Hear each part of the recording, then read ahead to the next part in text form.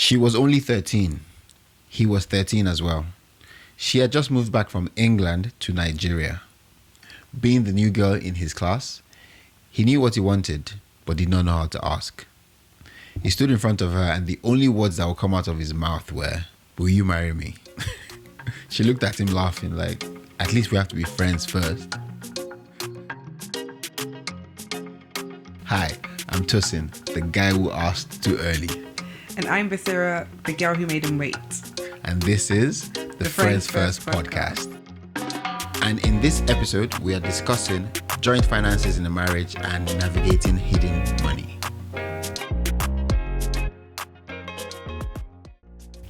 So my husband and I, we've been together for 8 years, married for 1. Before marriage, we kept our finances separate. He paid for some things, I paid for some. But now that we're married, I want us to make more financial decisions together. You know, things like budgeting, saving, expenses. However, every time I bring it up, he gets frustrated or he says he's tired or he says that I'm nagging. This story is one that many households are faced with. So, is it better to have individual accounts or joint? Dun dun dun. The big question. Joint accounts. Yeah. Do you think it's better for couples to have the joint account or just to have things separate? Definitely, there's layers to it, because obviously if you're just in a relationship, you know, even if it's a committed relationship, you can trial run, you know, handling money together. Yeah. And obviously committed relationship has gone past, you know, wooing the lady, like, you know, taking her out, Yeah. you know, spending money on her. Nowadays, the one way that they do now, say, oh, it was nice to meet you. Can you send your account number? Where That's did you what hear they're that doing. one? Don't What ask country? me. Don't ask me such, please. What do you mean in what country? Which other? Well, they must be doing it here as well. Send your account details in the UK. Do you mean in the UK? I think the guys are different here, but anyway, I don't think so. Sorry. Really? Maybe back in Nigeria. Maybe the kind of guys that were talking to you, though. No, it's not about me. You can't just speak from your. It's only your own experience you speak from. Are Now. you not one of can't. the guys? But I was in Nigeria. I was in I Nigeria. should send my account details. I didn't. Eh? You know, I've got bad memory. Oh my days, segue. But yeah, that's what they're doing now. But anyways, if you're in a committed relationship, as you get closer to, you know, like actually being serious and, you know, that decision around walking down the aisle, then you want to put money together. You're probably living under the same roof. You've started to, not that you should, you've started living under the same roof, and then, you know, buying groceries together. So whose money are you spending? Is she just going to buy the groceries and you reimburse her as a chivalrous man, or you just instigate it and just give her the money, like saying, oh, do you want to buy some things for the house, or do you want to go shopping? But in the context of a marriage, The concept of them, I guess maybe there's two parts to it. There's pre-marriage committed relationship, and then there's marriage. and then there's marriage, but then it kind of still talks to the kind of person you are. So whether or not it's pre-marriage or marriage, you know, what do you have in your head regarding couple finance? So if you're the kind of person that will join money together when you're married, it shouldn't be a problem. You wouldn't then, in a committed relationship, be like, oh no, I'm not joining money with you because we're still just courting. Do you get what I'm saying? Like, You wouldn't say that again? I Because can't remember. you're courting. If you're courting, Yeah. then you would say, oh no, I'm not looking to join money with you because we're just courting. I don't think so. I don't think I would. It's like saying, oh, because we're just courting, I'm not going to kiss you. It's like, Really? because we're just courting. I mean, you can't. No, but like if you're courting, You can hold back to a certain degree Yeah. and say, okay, let's leave some things for marriage. Yeah, so is courting the same as a committed relationship? I want to believe. So what's courting? I thought courting was dating. And what's dating? What's committed relationship? I think No, courting cannot be dating now. courting. I don't actually know Courting the is definition. courtship.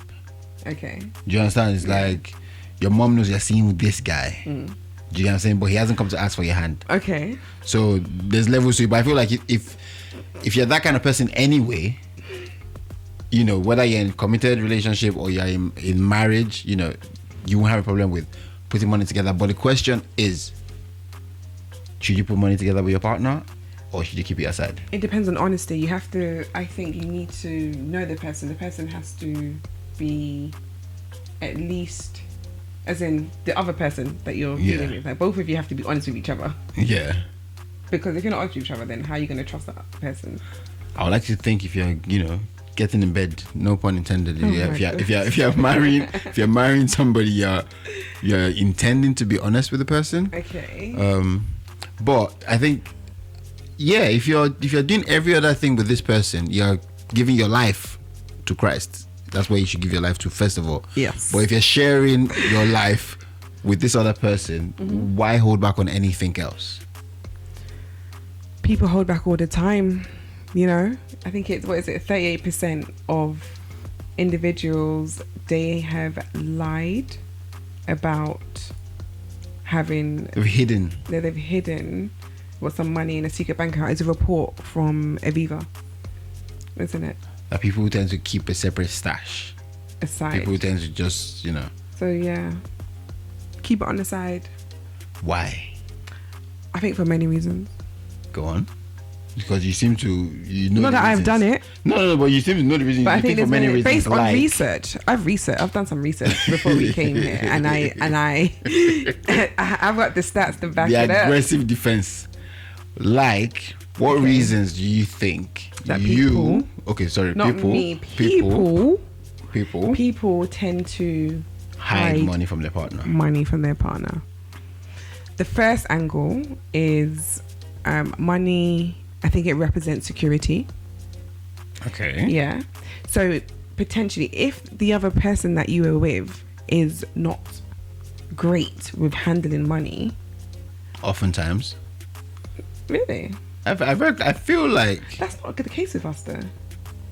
Yeah, but we have our dynamics. We do, but we'll get into that. Yeah. When we get to the friendship. Yeah, but I feel like oftentimes in coupleships, marriages, or whatever it is, one person is usually lacking than the other when it comes to finance. That's so interesting, but I'm not sure. Okay, when we get to the friend bit, I would like to know, unless you want to do it now. No, when we get there. Your perspective on that. Yeah, not traveling. Sorry, what? Yeah, definitely. When we get to the friends first lens. So yeah, because money, it represents, I think, security. I don't think, it depends obviously on the person, but if the other person isn't great with money, then it's almost like the backup of the backup, like the backup behind the backup, because you're meant to have your 6 months emergency money. Everyone's meant to have that. 3 to 6 months, they say, sometimes 12 months if you can. That's 5 years. But if the person that you're with is not great at handling money, sometimes they can go into that stash and then there's no more stash. So that sometimes females, and I'm not going to speak for all females out there, tend to try and have that extra bag just in case. So are we saying men don't do that? No, men can. I said men can, but you're saying you're not saying they do. I'm not a man. I don't know men like that. You're the only man that would you? We'll get there. Okay. Why would I if you've already taken the reins? It's like, let me not struggle with her. Let her do it. She wants to do it, so let her do it. But anyways, that's one point you've mentioned. Do you want to add a bit more, and then I'll come back to this one? Reasons as to why people might want to keep a separate stash. Okay, what's recap? One was because of emergency. Yeah, if your partner is not great with money. The other is the extra stash, or the negative side, I think, is just in case you two split up, or something happens, like something negative happens. Yeah, 100%. Okay, I'll come back to that. Yeah. And they need at least. I think there's also another report that people do it and they save at least £2,000 aside just in case of the worst case scenario. That's enough money to book a hotel and a flight for the night. Just in case. Is this like on a break, or like split, like done, or like I just need to clear my head? Like, what are we talking about? Split. Like, break it off. Taylor Swift. I think she has a song that says that. I don't know. I'm not sure. Yeah, I mean, just in case you break up, you want to have some extra money just because you never know what can happen. There's some crazy. Do you know what this is there. giving? Let me clock it. Let me clock it first of all. Do you know? I don't know. What's clock it? What does that I have mean? no idea. That's what I see them doing now. I see the young ones. That is giving. Oh, you should always have a plan B. It's not a plan B. It's not a plan B. I'm not supporting it. I don't say I support that, but I'm just going based off what I've read. Of what? Yeah. But I don't agree with it.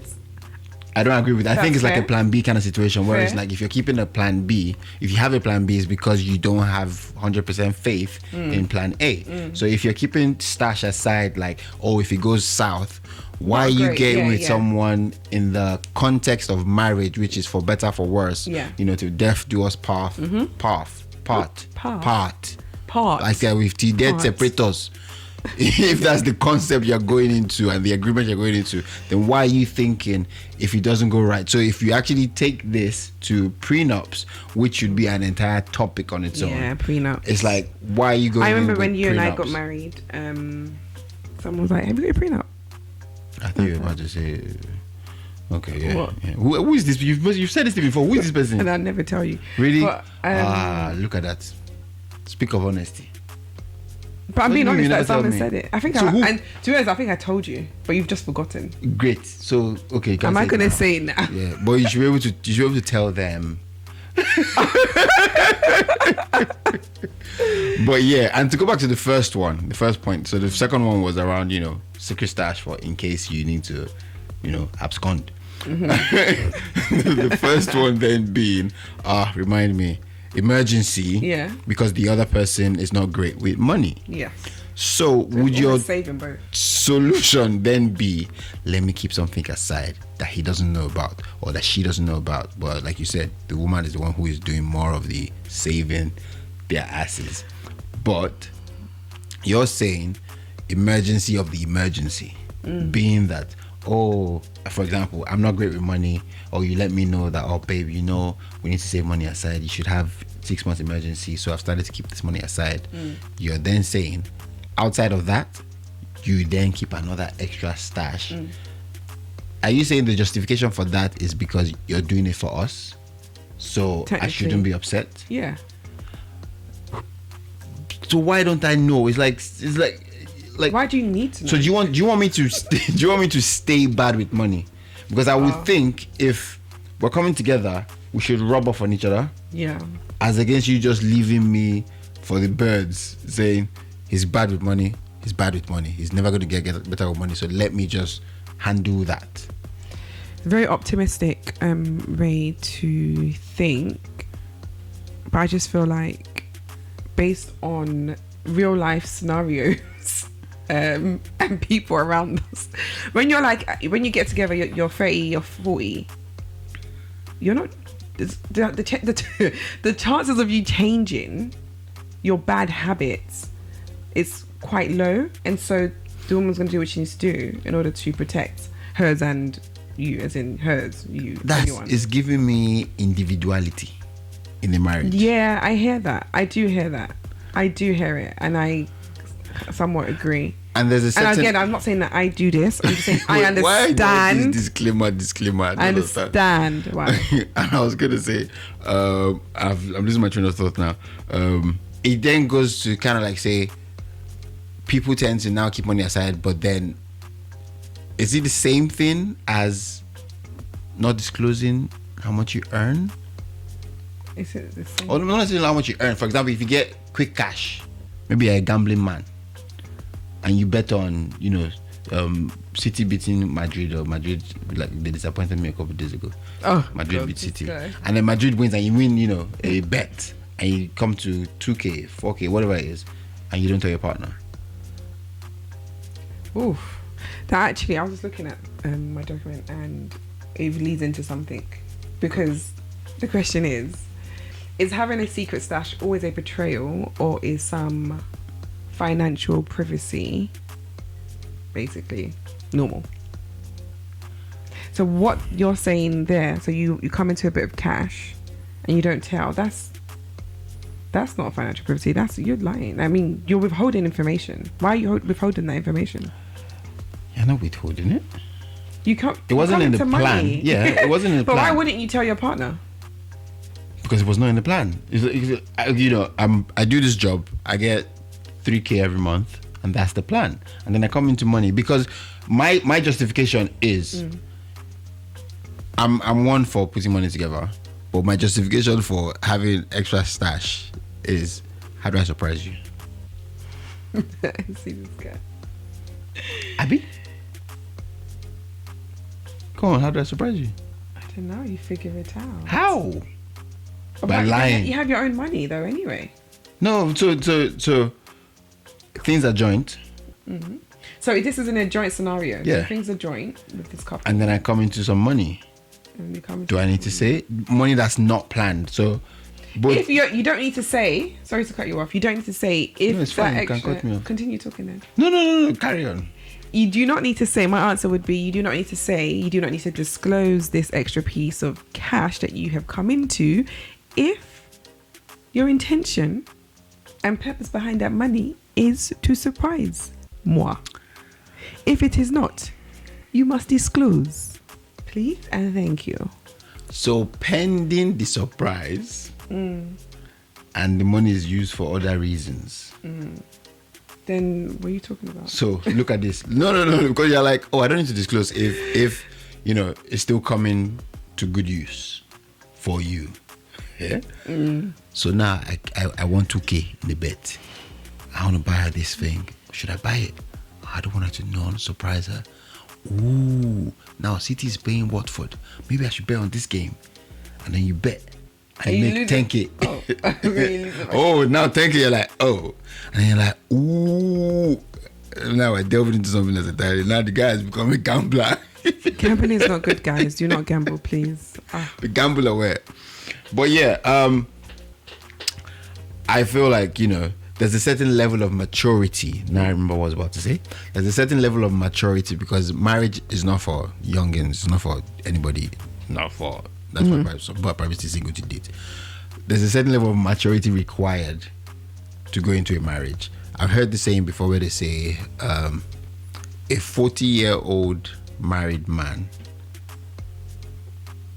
No, a 20-year-old married man is not the same. Is wiser than a 40-year-old man, single man. Okay. Yeah. Yeah.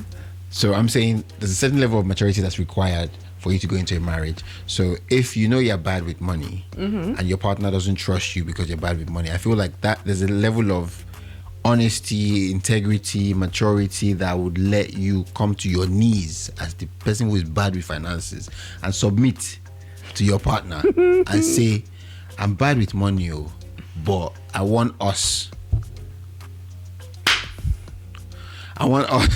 to be better. I want you to help me. I want me to help you in the ways that I can in finance as well, because I can't be 100% bad and stuff like that. So I feel like that sense that is required for a marriage should be able to help that kind of situation of bringing resources to get how do you say resources, but sometimes you say resourceful. Would you say resourceful? No, resourceful. So why is it Z now? Why is it Z? It's anyhow you want, my love. Anyways, there's a certain level of maturity that is required in marriage that would help you employ humility, submission, like I'm bad in this area, so do me as you wish kind of thing. So then I feel like in such a situation can't do that, though. The partner shouldn't then feel the need to be secretive. Kilo shele lale. What's happening with English? To be secretive, yeah. So 17% say that their partner has lied to them about like debt and things. I guess that one is like a shameful thing. Like if you wouldn't want to tell your partner, especially for a man, you wouldn't want to tell your partner, say, Blue therapy.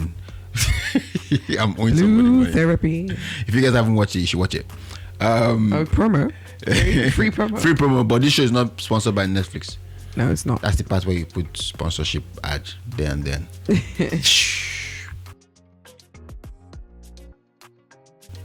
I'm back. If you haven't watched it yet, there's this guy on there who, you know, obviously they're talking to a therapist, and my man didn't disclose to his partner. No, he did. He did disclose that. And that's what no. I wouldn't say he lied. About lying about the debt. He lied.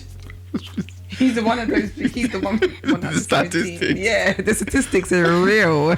He disclosed that he has debt. Yeah, but turns out she didn't know the full amount. Yeah. So I'm thinking now maybe interest decline, ma'am. You understand? Say this month now. You say interest decline, man. The whole 50% or 100% of. I don't know what the number was, but if you're owing money doesn't stay now. If you are owing 1k, as time is going, it's not going to stay 1k now. He said he was owing 6k to her. That's what he disclosed. It was, I think, 12. Oh. Or was it 3 and 6? One of the maybe two. Maybe he was betting on Madrid this thing. Like, anyways, I wanted to surprise her. He's not going to go and bet. But so then he disclosed in therapy saying, oh yeah, so the actual sum is so. And she's like, wait, what? Why did you wait until now to say that? Like, if you were comfortable enough to tell me that, oh, you're owing this much. Yeah. Okay, so waiting, do you wait, you can't keep this or that one. You want to chop up by yourself. Mm-hmm. And then turns out he waited that long to also disclose that he had been made redundant. Oof. Like and I think months. their situation was that she also earns more than him. I got another stat for you. What was it? 14%. So Starling Bank, 14% of people say that they don't know what their partner earns. Are you one of them? So should we talk about us? Quick story time on that stat. Report yourself. Has there ever been a time that you did not know what I earned? Yeah, when you were like an independent person in the entertainment industry, how did I know what you were earning then? Before we started courting? Yeah. Okay. Has there ever been a time since we started courting? Since we started courting, okay. Yeah, that you did not know what I earned? Yeah, sometimes when you do the MC and stuff, I don't know what people pay you. Are you just trying to be funny? Because it's not funny. No, you're I think innately a very transparent person with the person that you are with, and I think everyone else actually, maybe, well, not entirely. Is everything okay? Do you need water? I'm okay. Water? No, I'm okay. You were about to report yourself. So what was the issue as to why you were not comfortable enough to disclose or share your earnings? No, and we've discussed this obviously once before, but for me it was before you. It was a before you thing. So whatever I was uncomfortable with, it had nothing to do with you. It had everything to do with the fact that I think, you know, I've said before, earning a lot or high income at a very young age, coming from where I was coming from, I actually didn't feel comfortable disclosing how much I was earning to anyone. Like, no one. Even to the point where sometimes my mum would be like, you people don't tell me how much you're earning. And it's like, why do you need to know that? So then coming to the relationship, it was almost like, oh, but why does that matter? It only matters when it matters, which is when we actually get married and we're bringing finances together. And even when we got married.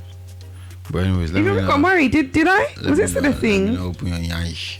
We didn't know to open it. But why? Was this the thing? It wasn't? Was it? Which is just making me think about, I think in your case, is a bit of both, you know, secrecy and privacy. Privacy. I'm a very private person, you know? Kind of. Not anymore. I think I'm caring less as I get older. And it comes with age, yeah. I think it comes with age, 100%. Yeah, I don't care as much. Worrying about, is that going to make that person feel so and so? Because I know my intentions aren't bad. I know my intentions are pure. But we sidetrack. But yeah, so 40% of committed relationships, 40% of people don't know. So these stats, I think they're fascinating. They're fascinating. But continue. We didn't. The whole. I wanted to know your answer on. Disclosing the money. Earnings. No, disclosing salary. The extra 2k cash. would you? I had said, you said if it's to surprise you, yeah, it's cool. Yeah. No, but for me. But then you went to the 10K. I forgot where we landed. For me, it's more, if you come into money or come across money, it's like your partner should know, because right? It's a win for both parties. Cool. But yeah, this lady. The story from Reddit. Bring out our magnifying glass and go back and. Yeah. Okay. So, the story that we read at the top of this episode, real life story actually. So she had said, they were together for 8 years, married for 1. Every time so before their finances were separate, now she wants to bring their finances together. And she gave some examples. What she had said was there was few situations that started to shake her trust. Key thing there. So I think, for example, one of the things was he got us a puppy as a surprise, but didn't want to talk about the financial impact. I suggested cancelling our expensive gym memberships to help cover new costs. And while he agreed, he hasn't followed through. Second one, it took me 6 months of reminders before he opened a joint account, even after we agreed to save one income. I found out he wasn't tracking his side and hadn't started investing as planned. Oh, man. Then he says he put aside money for us to have a child next year, but won't show me where or how much. It just feels empty. Okay, so I'm just like, I'm trying to see where he's coming from. I feel like as a man, generically, not speaking for every man, not trying to generalize, as a man, you want to know and you want to make your partner feel like you can provide for her more than she thinks. Maybe that's why he's not fully disclosing, but he's sounding a bit dodgy. But why hasn't he disclosed where the savings are for the baby? Why wouldn't you share? He's working on it. What do you mean he's working like that? Makes no sense. He started putting money aside, so he's like, oh, that's great, babe. How much is it? Just $25. So he'd rather have, I think, he's stashed up 2,500, 2,500 as they say, but it's not. So he wants to work to get to 2,500 before she actually sees.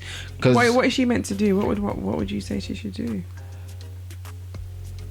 He has to keep stroking the puppy that he got. Yeah, the puppy that he got you guys. The way you stroke the puppy, you stroke him too. But what should she do?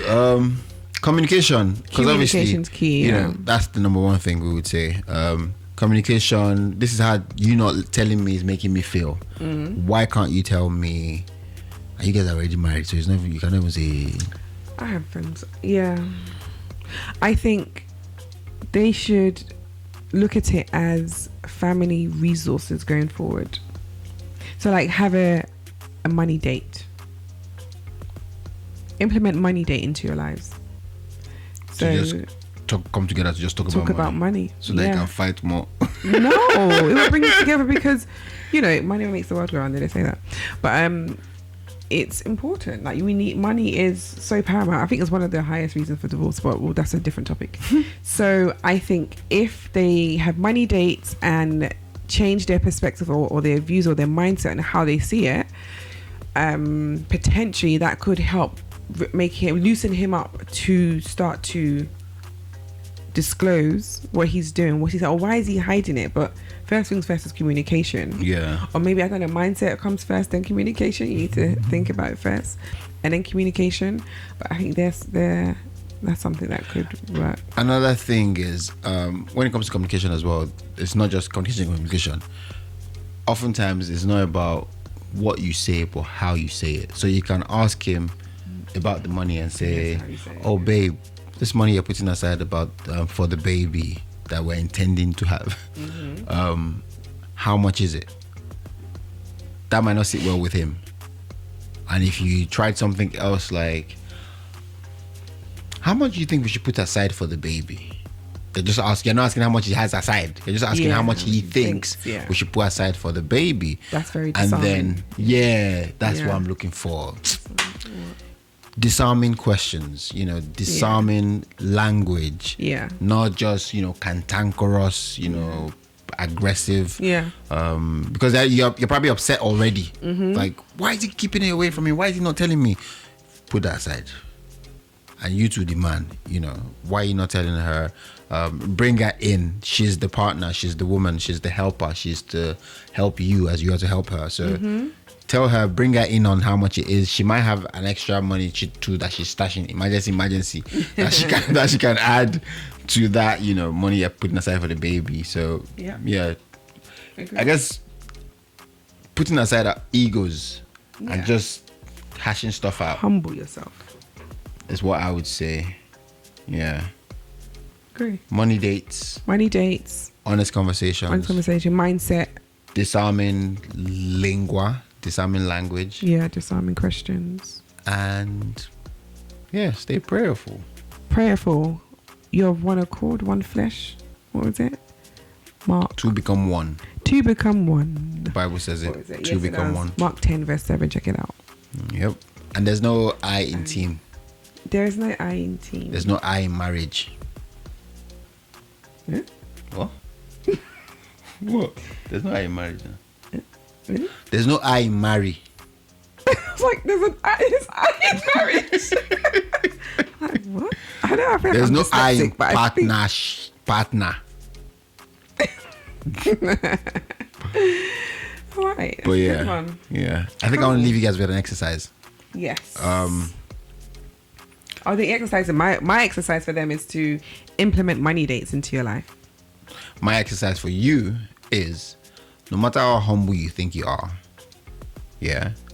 just try one more notch more humble and open up about whatever it is. You're owing money, maybe you're owing 10k, just come and say you're owing 1k. Start from there. Oh, is there somewhere to start from now? Okay. Yeah, you're right. Yeah. But just say 10k up front. But yeah, I think, this has been good. Good conversation. Yeah. Thank you for hanging out with us. Thanks for chilling with us. And we'll see you in the next one.